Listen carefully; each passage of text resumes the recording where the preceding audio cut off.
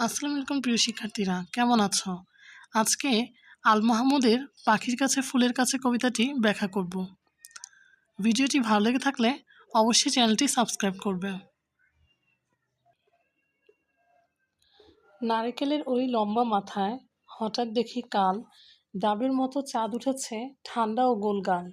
কবি দেখলেন নারকেল গাছের মাথার উপরে আকাশে পূর্ণিমা চাঁদ উঠেছে। চাঁদটি দেখতে ঠিক যেন একটি ডাবের মতো গোলগাল এবং ঠান্ডা। এই চিত্রকল্পে প্রকৃতির সৌন্দর্য ফুটে উঠেছে। ছিটকিনিটা আস্তে খুলে পেরিয়ে গেলাম ঘর, ঝিম ধরা এই মস্ত শহর কাঁপছিল থরথর। কবি ধীরে ধীরে দরজা খুলে বাড়ি থেকে বেরিয়ে এলেন।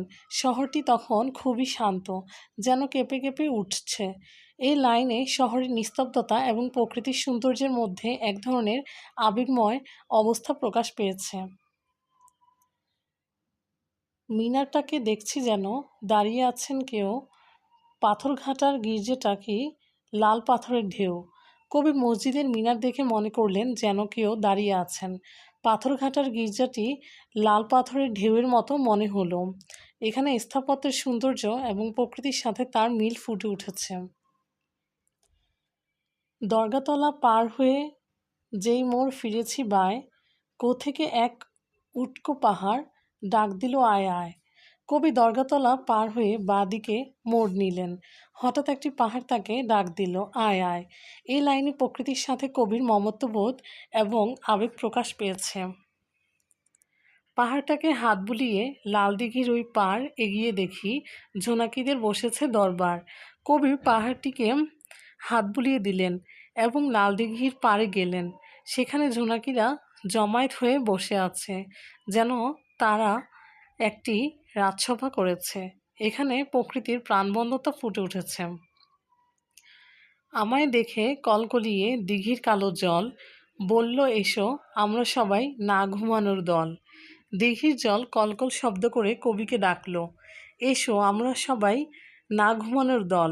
এখানে প্রকৃতি কবির সাথে কথা বলে এবং তাকে আনন্দের আমন্ত্রণ জানায়।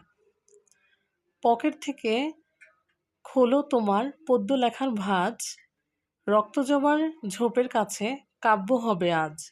দিঘির জল কবিকে বলল, তোমার পকেট থেকে কবিতা লেখার কাগজ বের করো, আজ রক্তজবা ফুলের ঝোপের কাছে কবিতা হবে। এখানে প্রকৃতি কবিকে কবিতা লেখার অনুপ্রেরণা দেয়। দিঘির কথায় উঠল হেসে ফুল পাখিরা সব, কাব্য হবে কাব্য হবে জুড়ল কলরব। দিঘির কথায় ফুল এবং পাখিরা হেসে উঠল। তারা বলল, কবিতা হবে কবিতা হবে। সবাই মিলে আনন্দে কলরব করতে লাগলো। এখানে প্রকৃতির সাথে কবির একাত্মতা এবং আনন্দ প্রকাশ পেয়েছে। কি আর করি, পকেট থেকে খুলে ছড়ার বই, পাখির কাছে ফুলের কাছে মনের কথা কই। কবি তার পকেট থেকে কবিতা লেখার বই খুললেন এবং পাখি ও ফুলের কাছে তার মনের কথা বলতে শুরু করলেন।